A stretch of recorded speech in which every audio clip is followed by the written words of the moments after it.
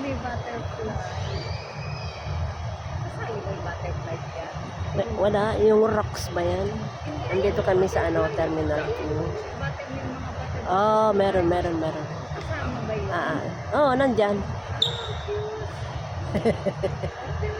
Ganda, yung digital waterfalls dito sa Terminal 2. Ganda,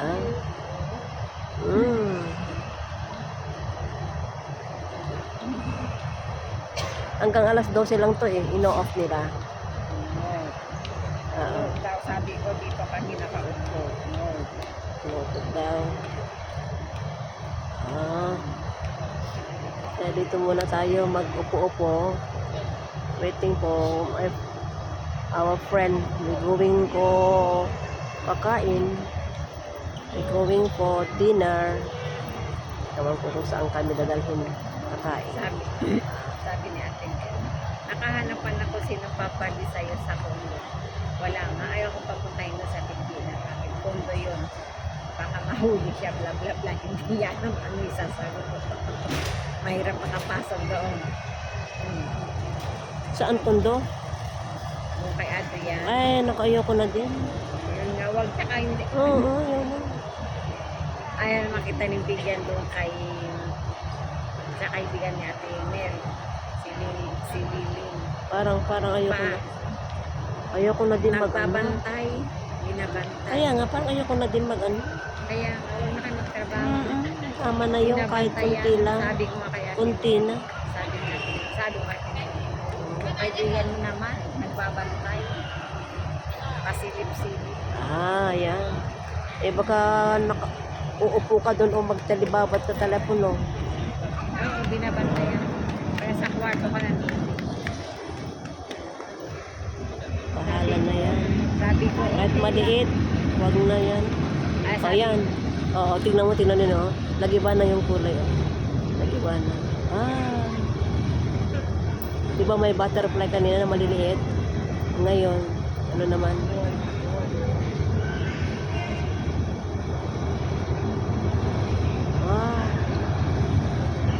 Akala mo tunay parang mga crystal.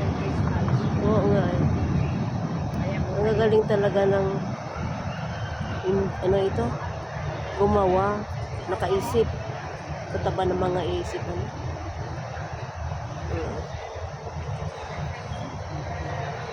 Paglaki ka sa Pilipinas, ano kaya sa Pilipinas?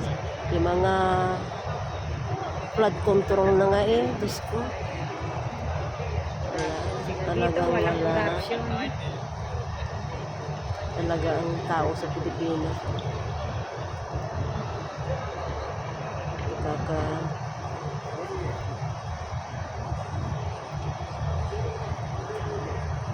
Sila ang yumaman Hindi kaya lang naisip yun. Yan nila inisip. Tingnan mo ngayon, di ba nasira na yung mga projects nila. Ano kaya ang nila? Walang bakal daw Oo, di ba nakita mo? Yung nakita ko sa Facebook. Yung semento napakanipis, parang typewriting. Hindi, yung yung sa may wala anong ilog ata yun na basta na lang nahulog yung tingnan mo walang kabakal-bakal. Kahit 2-3 wala. Nakabuhangin lang nakalagay. Oo. Siyempre, pag inano yun ng alon daw. Pag nabasa yung sa loob na, lahat na yung bababa na, babagsak na yun. Ano ba yun sa Pilipinas talaga? Grabe. Kaya nga, hirap-hirap na sa atin. Parang bahay ni Ninoy, parang babae ni Ninoy, nasa tubig. Meron may tulay, kawayan, di nahulog si nakita niyo yun? Oo, nakikita natin lahat yung mga ano yung inano niya, yung mga basura sa Ilog Pasig, naging Titanic sila. Doon ako napatawa. Kung minsan yung mga naman, yung mga content creator, ginagawa nilang Hindi totoo naman yun. Naging parang Titanic. Gumawa sila ng content. Alam mo na ngayon, yung mga content creator, ang gagaling nilang mag-edit. Pero yung mga talagang sa anong tawag, kontraktor na yan. Naku, grabe. Kasama yung Ilang milyon, trilyon. Ano? Trilyon yun.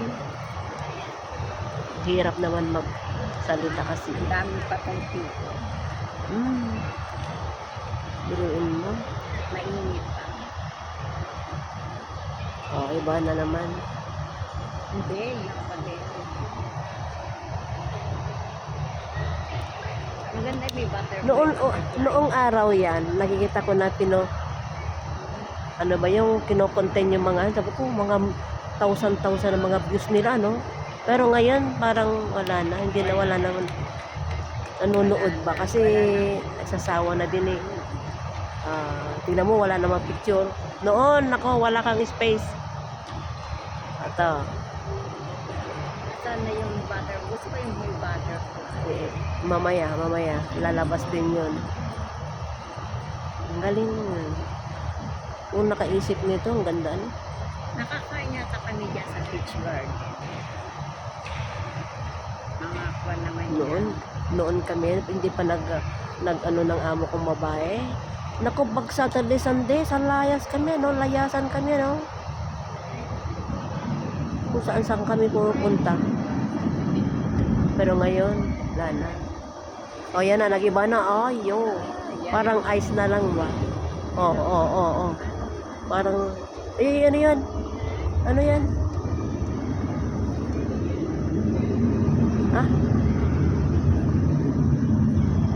Parang yellow. melted ice. Mga ice.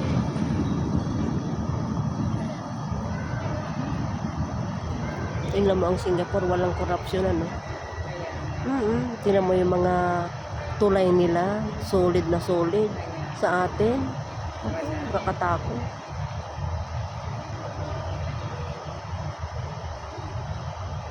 Kahit sa Malaysia, yung mga tulay nila talagang solid talaga. Diyan lang, doon lang sa Pilipinas.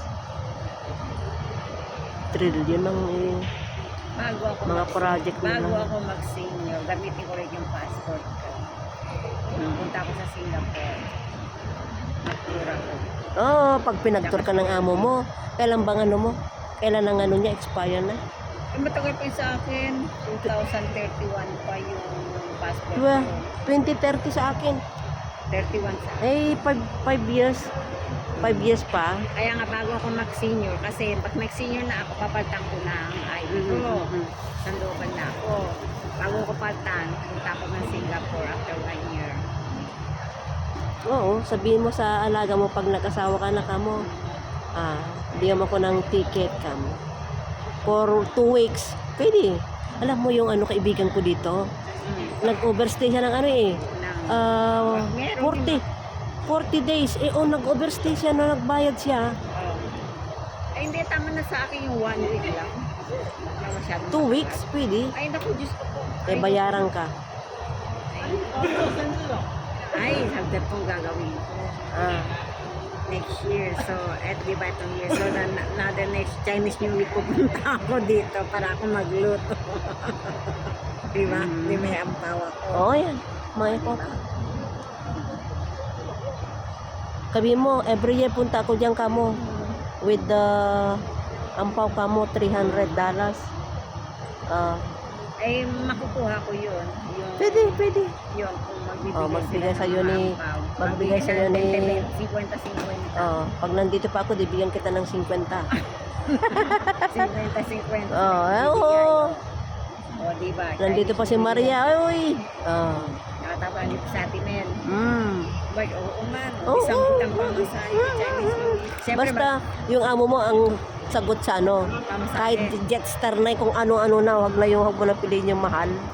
sabi ko sa kanya, Tapos may ampok ka po uwi. Okay na yun. sabi ko sa kanya, the next year, if I ticket for me, I come Chinese New Year.